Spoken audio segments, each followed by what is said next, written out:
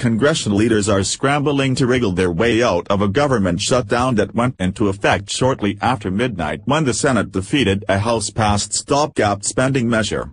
While both sides face risks from a prolonged shutdown, neither party is giving significant ground, and the White House says it will not negotiate on the issue that triggered the stalemate: how to replace an Obama-era program that allows certain undocumented immigrants who came to the United States illegally as children to work and go to school here.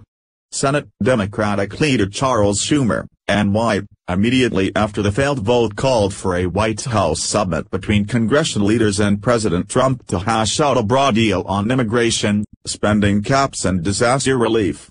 Senate Majority Leader Mitch McConnell, RK, echoing the White House, sought to instead stick to a deal close to the House bill rejected by most Senate Democrats, while shortening that stopgap measure from 4 to 3 weeks. McConnell said it would take at least that long to put together a complicated spending deal. "You can't reach an agreement and snap your fingers and everything falls into place and you're ready to go," he said, arguing that negotiators need a reasonable period to work out differences. Democrats blocked McConnell from getting a quick vote on the revised proposal, signaling they want more from a deal. "There is a path forward. We can reach it quickly, tomorrow," Schumer said. The president and the four leaders should immediately sit down and finish this deal so the entire government can get back to work on Monday. Republicans appeared confident throughout the day that they were winning the public relations game over the shutdown. They argued Democrats forced the shutdown by demanding action to help the so-called Dreamers covered by the Deferred Action for Childhood Arrivals program that Trump is ending. Polls show a majority of voters back a solution that would allow these immigrants to stay in the United States, but also that a majority does not think the government should be shut down over the issue.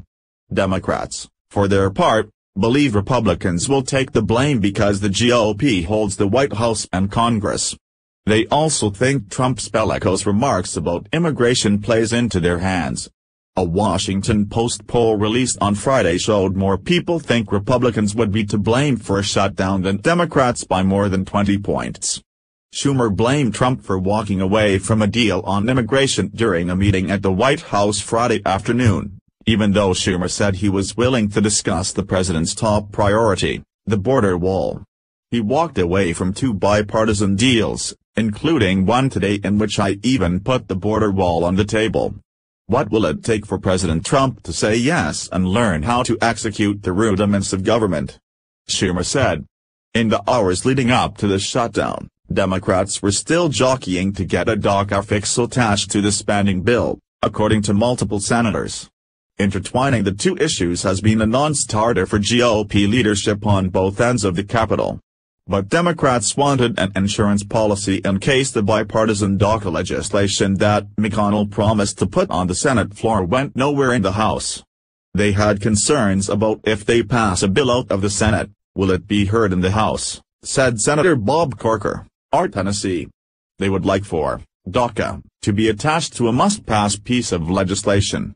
Members were coming over to Schumer during the tense negotiations on the Senate floor and urging him to just resolve the issue, according to Senator John Cornyn, R. Texas. Cornyn said the two sides were at an impasse not over the length of the CR, but over the Democratic demands to attach DACA to the funding bill. "That part was where there was an agreement," said Cornyn, the Senate's number 2 Republican.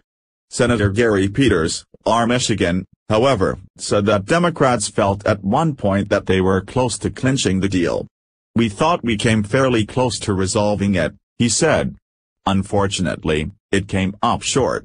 Senator John Thune, R.S.D., the Senate's number 3 Republican, disputed that notion.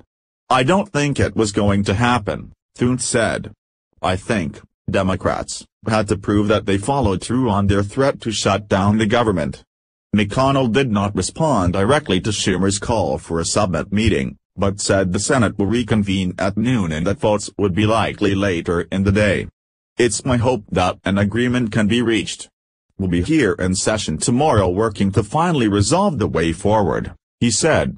House lawmakers were told that they should expect to reconvene at 9 a.m. on Saturday. If the talks stretch into the weekend, The logistics will become more complicated as the House is scheduled to be on recess next week. Republicans have insisted that Democrats agree to expanded authorities for Border Patrol agents along with construction of the wall, something Democrats have balked at so far. Senator James Lankford, Oklahoma, a Republican who has been involved in the immigration talks, said that appropriating $2 billion to $4 billion a year for several years would be enough to satisfy Trump's demand to build a wall. Increased authority for law enforcement is a trickier subject. I hear more balking about all the authorities around it than the border wall itself, he said. One question is how much access should Border Patrol agents get for roads through protected national monument areas. Another is whether to expedite deportation proceedings for people apprehended crossing the border illegally. Despite pledges from both sides to work together, they didn't waste any time Saturday morning blaming each other for the shutdown. What we just witnessed on the floor was a cynical decision by Senate Democrats to shove aside millions of Americans for the sake of irresponsible political games. A government shutdown was 100% avoidable, McConnell said on the floor. Schumer said that Trump's actions at a White House meeting Friday when he dismissed Democratic demands made it seem he was routing for a shutdown. The blame should crash entirely on President Trump's shoulders, he said. Rank-and-file members jumped into the blame game as well. Senator David Perdue, R. Georgia, charged it was totally irresponsible for the Democrats to use government funding as a bargaining chip. Senator Claire McCaskill, Mo., a Democrat who voted for the 4-week House continuing resolution, said she was disappointed Trump put out a statement that tried to divide us based on party when it came to the support of our military.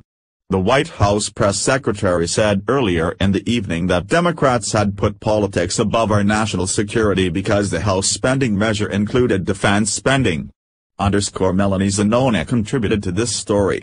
_